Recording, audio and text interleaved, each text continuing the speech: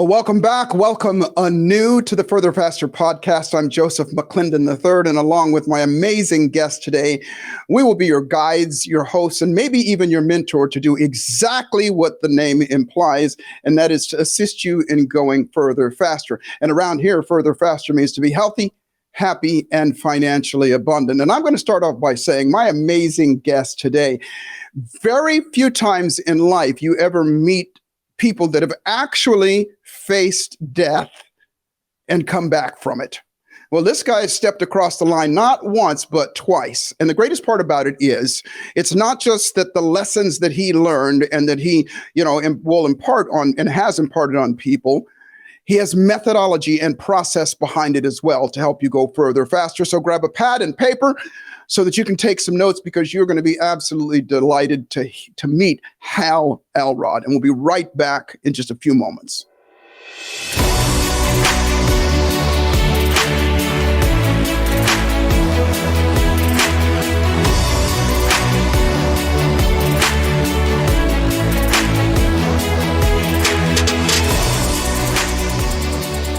Well, welcome back again. Listen, my guest, the amazing Hal Elrod, he is, as he says, he's on a mission to elevate the consciousness of humanity one person at a time. Well, I don't believe that for one bit, because he's doing it at groups and masses at a time.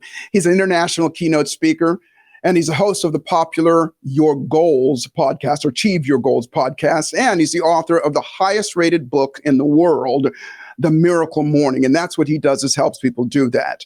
And so, Hal, welcome to the Further Faster podcast. Thank you so much for being here. Joseph, it's an honor. I mentioned before, you're a living legend. I used to see you on stage at Tony Robbins events, and it's an honor to be in your presence and connect with you today. Well, my pleasure, and my pleasure for having you here. And as we always say around here at Further Faster, it's not just about the knowledge, it's about the process as well. And I teased in the very beginning that you faced death and returned from it. You didn't just face it, but you stepped on the other side twice. If you wouldn't mind, share with everybody. And by the way, before I say this, I mentioned this to Hal before we got started. My team sent me his documentary last night, and I could not put it down. I told myself, I'm just going to watch a little bit of it, and then I got other stuff I got to do, and I could not put it down. So we're going to put it in the description, and I would highly recommend everybody gets it and takes a look at it. But in the meantime, Hal, would you share with us a little bit about your journey, if you will, what brought you to where you are and what you do?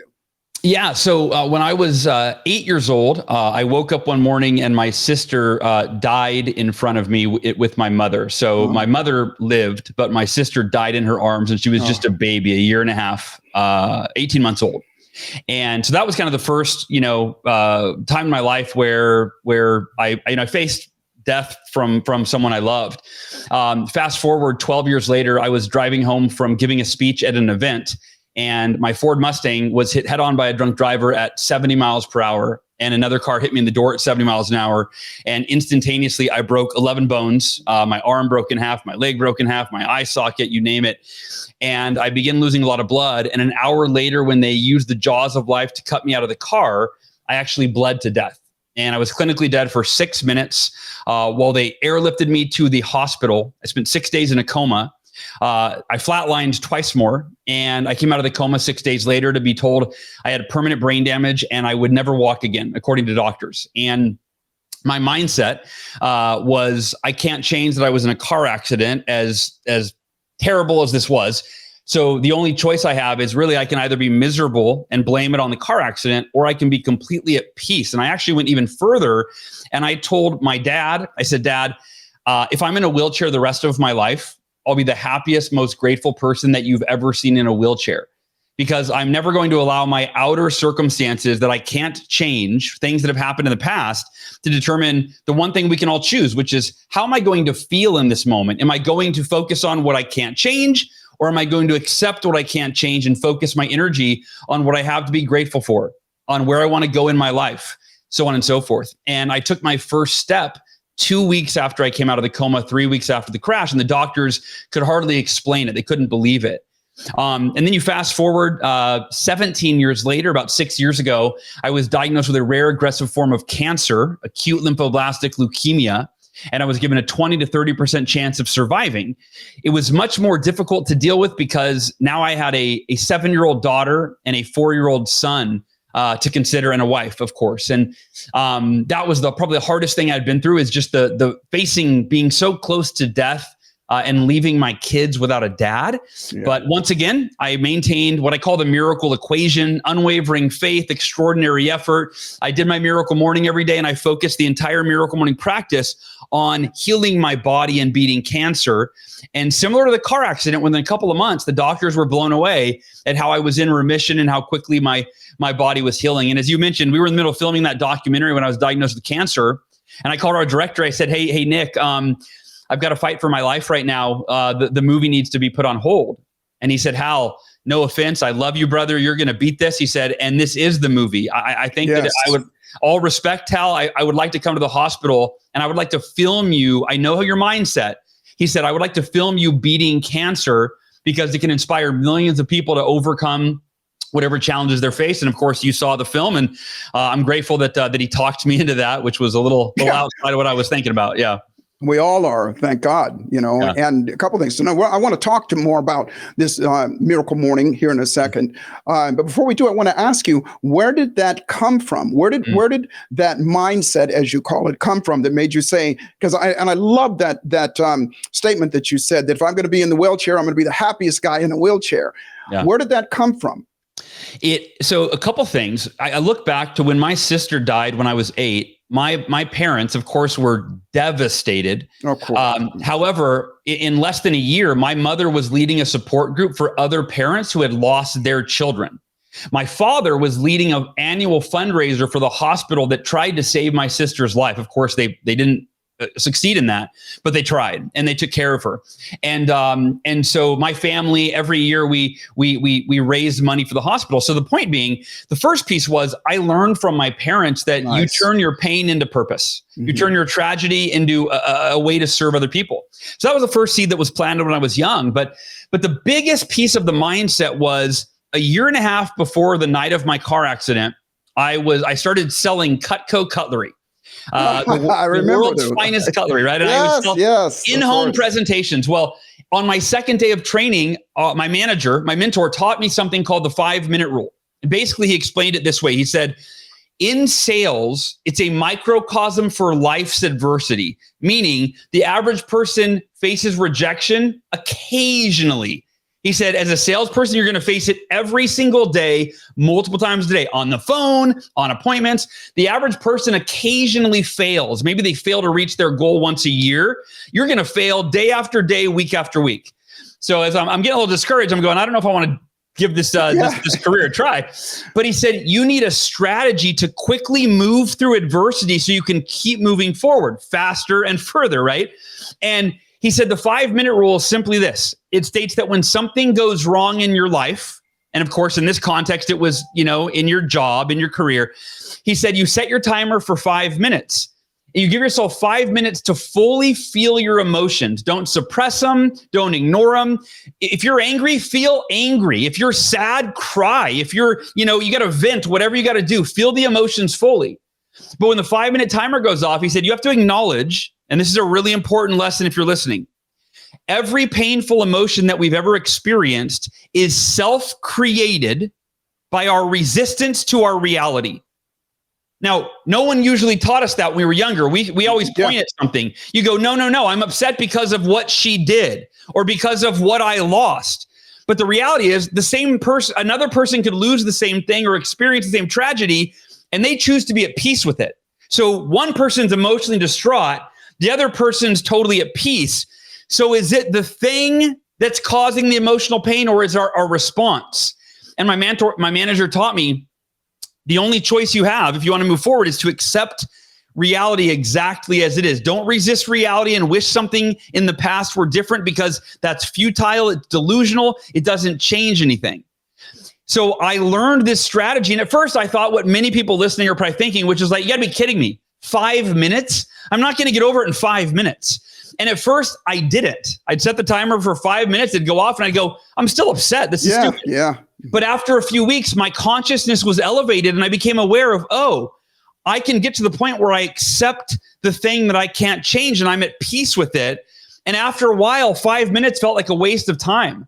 I go, why am I going to stew in this for 5 minutes when I could just, scream, release that energy and say, can't change it. Those are the three words that the bridge, if you will, from resistance to acceptance. And so the point is, Joseph, I practiced that for a year and a half on a daily basis and got to the point of realizing when bad things happen to us, we can either resist it and cause emotional pain, or we can accept it, be at peace, and move forward. And so that was where I got that mindset from. And to this day, whether it's major tragedies or it's sitting in traffic going, I'm going to be late. And I go, wait a minute, I can't change it. There's no point in wishing that I could. The only logical choice I have is to accept it fully and move forward. That is so beautiful, and so many nuggets there. Thank you so much for that. And when you talk about your consciousness, I always look at it like this. That's just thinking. That's just your conscious thoughts of what's really going on inside of you. And I agree with you 1000%. It's after a while, 5 minutes seems like a long time, and we can trigger ourselves to automatically default, if you will. We call it neuroencoding, to default to that mindset or that psychology that is going to serve us versus spending any time in that at all.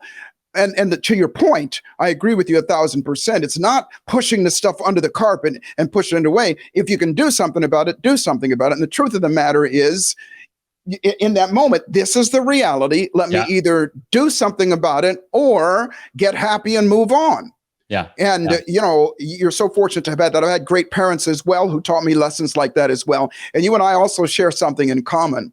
My first mentor, if you will, was Jim Rohn. And Jim, I actually got to speak at his memorial when he passed away a couple years ago. I knew Jim for many, many years, but he was my first introduction after the book Think and Grow Rich, by the way, to personal development. Yeah. And the second thing was, and you're bringing back so many memories. After I had heard Jim Rohn on, wait for it, cassette. At least it wasn't 8-track. I mean, okay. I remember 8 tracks. I had an 8-track in my car. Nice. But I saw a book and I don't know what triggered me to do it, except for I had been exposed to Jim Rohn. And this was, I want to say, 1972. Okay. The book was called How to Hang Loose in This Uptight World. And it was just a different kind of book. And I got it and I read it. And your story about what your sales manager taught you was similar to what I learned then. Now, I had parents that would make my sister and I go out in the wintertime and knock on doors of strangers and collect money for the St. Jude's Children's Hospital. And I hated it. Oh, yeah. I hated it because we got, called rejected. Names and the door slammed. Yeah. But I remember he said that, similar to what you were saying, he said that you're going to walk up and you're going to get rejected. And he said the first time he got rejected, he walked up to this woman's house and she just lit into him. And she just told him, how dare you interrupt my day and all this stuff and everything. And he said, I remembered what my sales manager said about rejection, which was similar to what you said. And he said, I walked away and he thought, I had her for 60 seconds. Somebody else, like her husband's, got her for the rest of his life. Yeah. Let me be happy about that. That's funny. So tell us a little bit about the morning or the miracle morning, because that is something, as I say to everybody, this is about process, and process will produce the result that you want. Share with us a little bit about that, where it came from, and really kind of some of the fundamentals of what it is. Yeah, I never intended that it would be a book. First of all, let alone a book that was translated in 37 languages and sold millions of copies. Like, that was not even a consideration. It was 2008, and the economy had just crashed. Yep. And I crashed with it. I was a coach. I had my own business. I coached salespeople and business owners, and naturally, as the economy crashed, their businesses crashed, and they couldn't afford to pay me for coaching. And so within about 6 months, I lost over half of my clients, therefore half of my income. I couldn't pay my mortgage. I couldn't afford to pay the bills. I began living on credit cards. And I went from being debt-free homeowner to having $52,000 in credit card debt and having my house foreclosed on and moving back in with my dad. And a friend of mine, I confessed to him how bad it had gotten, my friend John Berghoff, and he encouraged me to listen to a Jim Rohn audio. And I knew who Jim Rohn was, and I'd heard him before, and I got kind of frustrated because I go, dude, I need help making money. Yeah. Why are you just brushing me off and sending me to go listen to somebody else's self-help audio? And he said, this audio, if you implement it, it will shift your mindset so you can transform your life and change your financial situation. I go, okay, I got nothing to lose. I'll give it a shot. And I listened to Jim Rohn audio, and Jim Rohn said in that audio a quote that literally changed my life faster than I ever thought possible. And it really gave birth to the Miracle Morning. In fact, I never got to meet Jim in person. I didn't have the fortune that you did, but I wish I had, because I would thank him. I mean, the Miracle Morning, he was the spark. And here's the quote. Jim Rohn said, your level of success in every area of life will seldom exceed your level of personal development, because success is something you attract by the person that you become. And Joseph, I quantify things in my mind. Immediately I went, okay, what level? There's two questions. What level of success do I want in every area of my life? And what's my level of personal development in each of those areas? And the first question, I think, is the same answer for all of us. On a scale of 1 to 10, I wanted level 10 success in every area of my life. I think that's an innate drive and desire within every human being. Is I want to be as happy as I possibly can be. I want to be as financially secure and abundant as I possibly can be. I want my marriage to be as harmonious as it possibly can be, right? So we all want level 10 success. But then I asked myself, what's my level of personal development? And at that time in my life, I had fallen off the wagon. I mean, because I was in such scarcity fear mode, I would wake up at the last possible minute because my bed was the only escape from reality that I had. Feel you. Mm-hmm. Right? Where you just grind through the day, and you're just putting on a happy face for your clients when you're dying inside, and you crawl into that bed and you have a little bit of relief, and then you don't want to get out of it. And so that's how I was living my life. And so my level of personal development was at a 2 or 3. And I believe that's the disconnect for the majority of our society. I agree. Everyone wants level 10 success, but how many people have a dedicated daily personal development ritual that enables them to become a level 10 version of themselves to create and sustain that success? So I ran home with this epiphany. I go, I've got to go study what do the world's most successful people do for their personal development. And I'm going to figure out what the best practice is and implement it every day so I can become that level 10 version of me to create the success that I want. And when I Googled best practices, I was looking for the best one. And I ended up with a list of 6. It was meditation, affirmations, visualization, exercise, reading, and journaling. And depending on which person you asked or read about, there was no clear winner as, well, this one's better than the other. I think Jim Rohn, one of his favorites was journaling. Right. But I read an article called Fortune 500 CEOs Who Swear by Meditation. So I go, well, I got to try that. And then I saw a video of Ellen DeGeneres asking Will Smith. Now, this was pre-Chris Rock slap. different feeling when you said his name, right? Sure. But she said, how are you a Grammy nominated, musician? You got a top TV show. You're an Oscar winning actor. You're successful at everything, Will, and you grew up in Philly. How'd you go from there to there? And he said, I learned about affirmations when I was 15 years old. And I wrote down my affirmations based on here's what I want in my life. Here's who I need to be. And here's what I need to do to become that person to create that life. He said, I read those every day. I lived in alignment with those, and it changed my life. So I'm reading these articles and I'm going, well, I've got to meditate, got to do affirmations, got to journal. I got to visual. Well, I don't know. I can't do all of these. And I almost threw in the towel. And then I had an epiphany. I went, wait a minute. What if I did all of them? What if I woke up tomorrow 30 to 60 minutes earlier and I did all six of the most timeless, proven personal development practices in the history of humanity? That'd be the ultimate personal development ritual. And I wasn't good at them. I didn't know how to meditate. It was kind of goofy. But after that hour, I went from being depressed for 6 months. My very first morning, I felt inspired, empowered. I had clarity. I was energized. I was learning something. And I thought if I start every day like this, it's only a matter of time before I become the level 10 version of myself to create that life I want. And I'm going to tie a bow on the story by telling you how it ended. 2 months later, I was thinking it'd be 1 year. 2 months later, I more than doubled my income. I went from being in the worst shape of my life to training for a 52-mile ultra marathon because I hated running. And I thought, what better way to grow myself than commit to something that's so far beyond what I believe I can do? And my depression didn't take 2 months to go away. It was gone within a matter of days because now I had hope. Now I had clarity. Now I had energy. I had a process that was proven to enable me to become the person to create the life I wanted. And I went to my wife. I said, sweetheart, I signed on 2 more coaching clients today. We've officially doubled our income in the last 2 months. It feels like a miracle. And it's all because of this morning routine. She goes, it's your miracle morning. And I go, you're right. I started sharing it with my clients. It changed their life. I started writing the book, and the rest is history, as they say.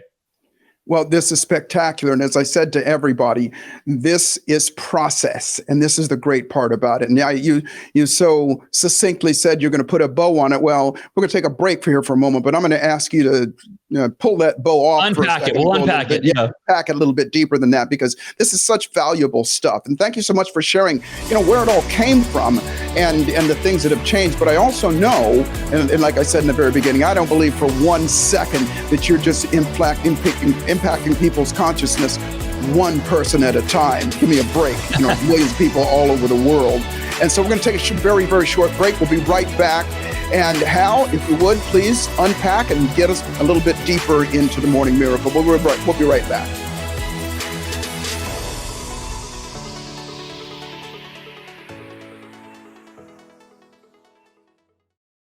Hey, what's good? It's me, Joseph McClendon III, and let me get real with you just for a second. Now, you've probably heard me talk about this before, something that I call the thieves of our dreams. Procrastination, hesitation, fear of failure, fear of success, self-doubt, self-loathing, imposter syndrome, and fear of rejection. Well, let me ask you a question. What if you could not only retrain your brain and your nervous system to automatically default to your absolute best thoughts, emotions, and behaviors, but you could also do the same for others that are going through difficult times and challenges in their own lives and things that are stopping them from creating the life of their desires? Well, this is what I call neuroencoding. And at the risk of sounding arrogant, these are the same tools, methods, and strategies in neuroscience that I've used to operate in the upper 5% of all of my own businesses, especially as a coach, a speaker, and a presenter for the last 30 plus years. The Neuroencoding Institute provides you with the knowledge, the tools, and unmatched support to become a certified neuroencoding specialist and guide you to the life of wealthiness. And remember, wealthy means to be healthy, happy, and financially abundant. Go to neuroencoding.com to speak to an enrollment specialist today, and I look forward to serving you at the highest level. You're enjoying this episode on Angel Phoenix Productions Podcast Network. To explore a complete lineup of quality programs and media production services, head on over to angelphoenix.com or like our Facebook page at facebook.com/Angel Phoenix Productions.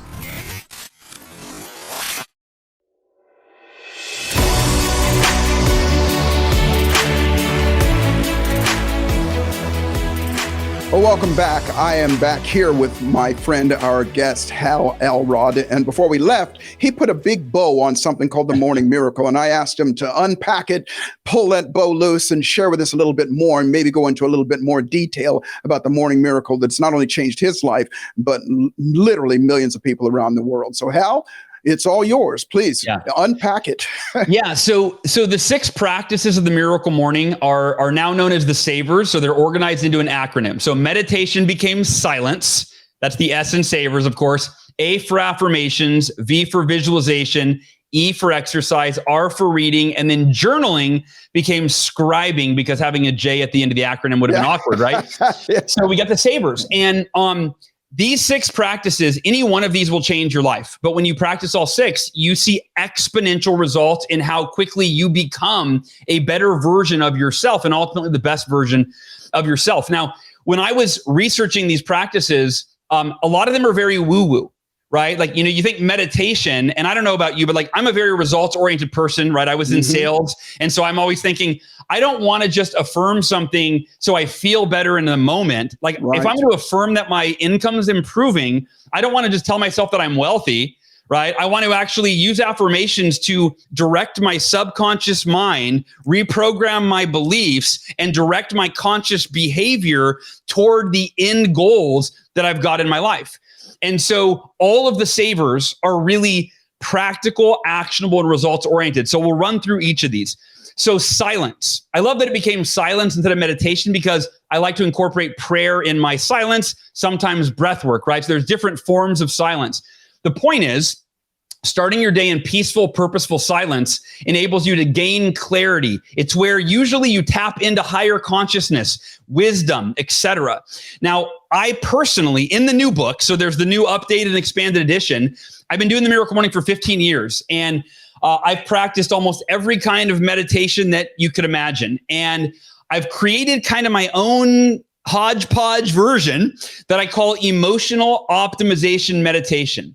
And the idea is that rather than just quieting my mind, following my breath, which has immense value, and that's usually where I start, a goal is for me to condition the optimal mental and emotional states within. In fact, you named it earlier, what did you call it? Neuroencoding. So this, I would say this is neuroencoding. I'm going to research that now and add that into my repertoire. But emotional optimization meditation is essentially where you ask yourself, what is the optimal mental and or emotional state that would serve me today?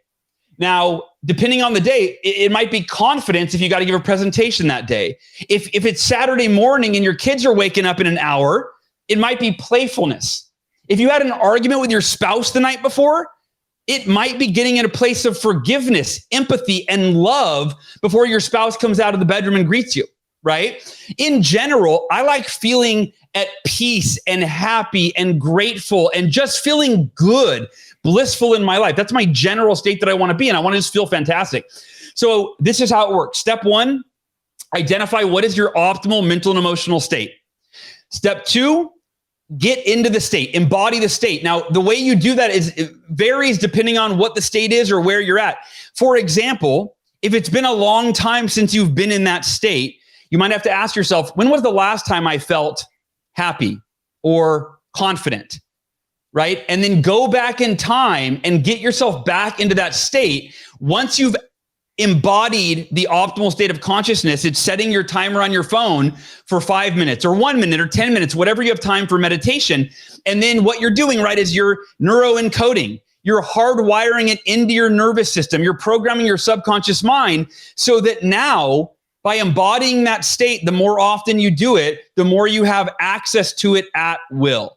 So that's my favorite form of meditation. If people are brand new to meditation, I encourage you, listen to a guided meditation so that somebody professional who is guiding you on what to think, how to follow your breath, what to focus on. In fact, there's a free Miracle Morning app that does exactly that. It guides you through the practices.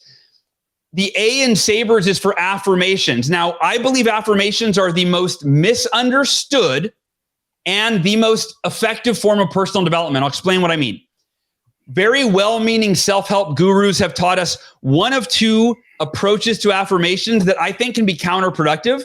Number 1 is to lie to yourself and tell yourself that something is true that you want to be true, but it's not necessarily.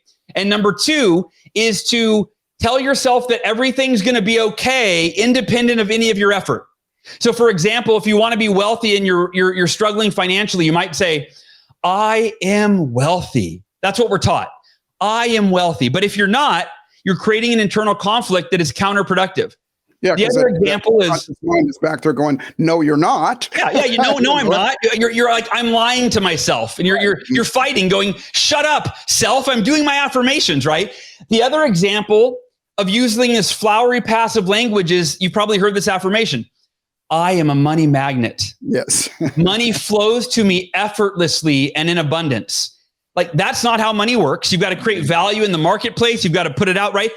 So those are counterproductive. Here's 3 steps to create affirmations that are rooted in truth, that are practical, actionable, and will produce results. Step 1, affirm what you're committed to. I am committed to blank. No matter what, there's no other option. When I had cancer, I was committed to beating cancer and living to be 100 years old with my kids and my wife. No matter what, there was no other option. Step 2, affirm why it's a must for you. It's a must because, and usually I got 3 to 5 bullet points as to why it's a must for me. And then step 3, affirm which actions you'll take and when. So you can run that affirmation through every single one of your goals or every role that you play in your life. I follow that formula as a dad, as a husband, as a business owner, as a human being. I have that formula for every goal, and every day it programs my subconscious mind and directs my conscious behavior. On to visualization. Visualization, we've also been taught, just visualize the end result. Make a vision board.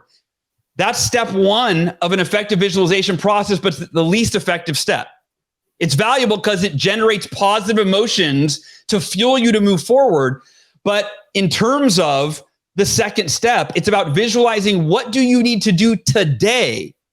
And while you visualize, you mentally rehearse doing it, you put yourself in a peak state so that you're now compelled when the alarm goes off at 7 a.m. and it's time to go for that run. You've mentally rehearsed yourself getting dressed in your running clothes, heading out the front door of your house, looking at the sidewalk, getting yourself excited. So now by mentally rehearsing that, like the world's greatest athletes do, when it's time to actually do the thing, you're ready to do it. Exercise, nothing fancy there. Do 60 seconds of jumping jacks first thing when you wake up, so you get that mental fog off, and now you got blood and oxygen to your brain.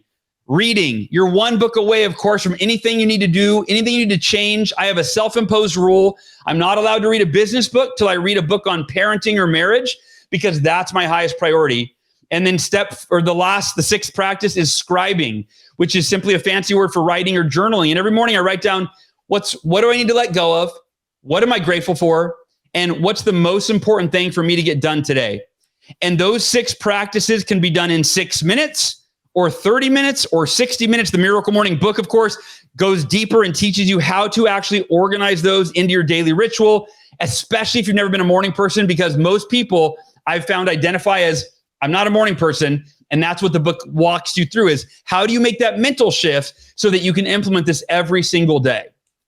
Dude, that is so spectacular. And what I have found, and I've had similar practice my whole life. My dad was military, so I woke up with that guy in the morning. Make your bed up. Yeah. And my dad I had this guy that he would come in, and and this is serious, if he couldn't bounce a quarter, which is the way he was trained in the military, if he couldn't bounce a quarter off the bed, he would tear the bed up and you had to do it again. Jeez. I had no wonder you're as successful as you are, Joseph. Had that guy, as well as some of those other things. We had to exercise.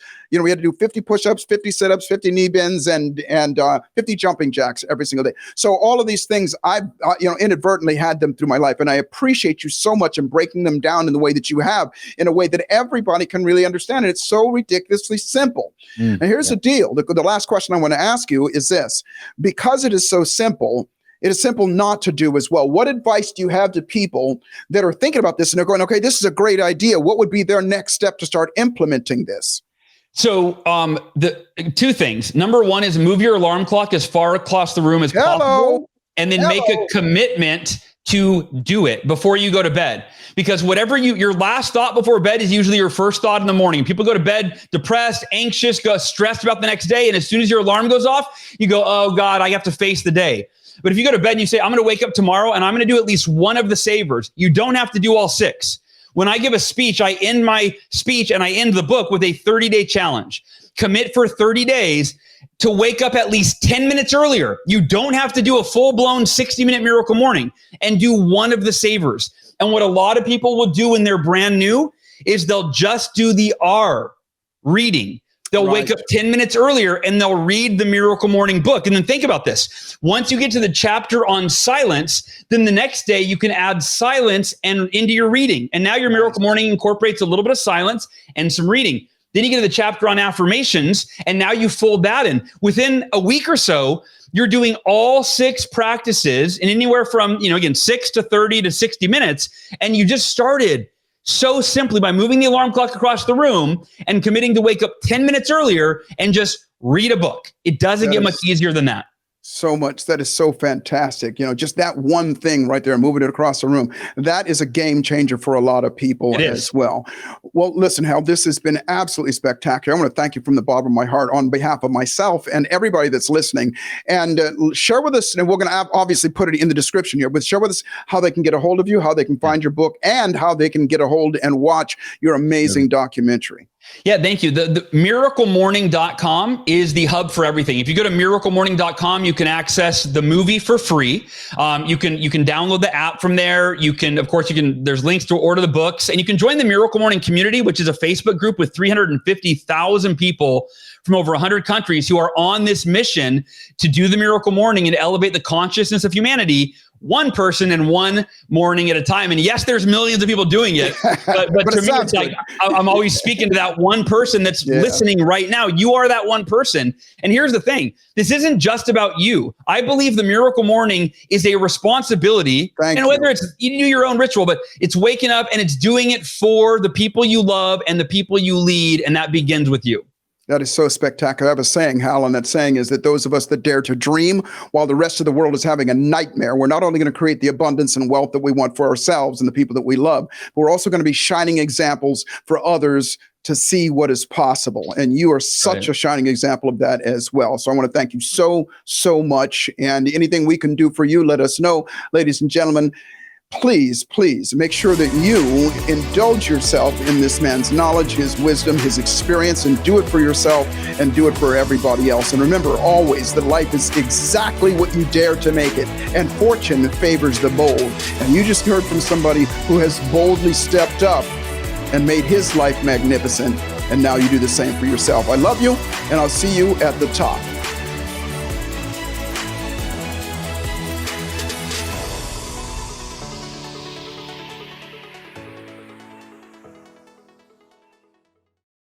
This podcast was a production of Angel Phoenix Productions. Explore more episodes of this show or other great shows on the Angel Phoenix Podcast Network by visiting angelphoenix.com. The views expressed in this show do not necessarily represent those of Angel Phoenix Productions or its advertisers and may contain language that's unsuitable for younger listeners.